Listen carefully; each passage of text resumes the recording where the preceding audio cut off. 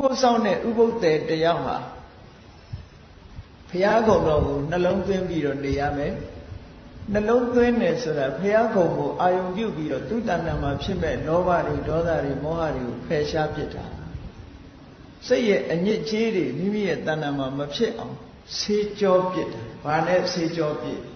ဘုရားကုံတော်နဲ့ဆေးကြောပစ်တယ်တဲ့နော်ဘုရားကုံကိုအာယုံပြုပြီးတော့ချီနူးတဲ့စိတ်တွေပေါ်လာတယ်ဝမ်းသာတယ်ပီတိတွေဖြစ်တယ်အဲ့ဒီပီတိကိုဝိပဿနာရှုလိုက်မယ်ဆိုရင်တမက်တဖို့ရသွားနိုင်သေးတယ်အဲ့ဒါလို့တမက်တဖို့ရသွားတဲ့ပုဂ္ဂိုလ်တွေလည်းများများစွာရှိတယ်အဲ့တော့ဥပုသ်ဆောင်ရင်းကနေပြီးတော့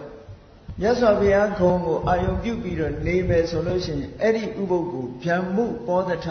တဲ့မြင့်မြတ်တဲ့ပုဂ္ဂိုလ်နဲ့အတူနေပြီးတော့စောင့်သုံးတဲ့ဥပုသ်တဲ့ဒီလိုဖြစ်ဖို့လိုတယ်နော်နောက်တစ်ခုကြတော့ဘုရားကုံကိုအာယုံတော့မပြုဘူးဘာကိုအာယုံပြုတော့ဆိုလို့ရှိရင်မြတ်စွာဘုရားဟောကြားထားတဲ့မိမိသိတဲ့တရားတွေသို့မဟုတ်တရားရဲ့ဂုဏ်ကြီးတွေကိုဆင်ခြင်စဉ်းစားပြီးတော့နေတယ်တရားရဲ့ဂုဏ်ကြီးတွေမြတ်စွာဘုရားဟောတဲ့တရားဟာတကယ်အမှန်ကန်တဲ့တရားပဲအမှန်တိုင်းဟောတာဖြစ်တယ်သက်ခါတမှန်ကန်ဟောတဲ့တရားဖြစ်လို့ဘုရားဟောတဲ့တရားဟာ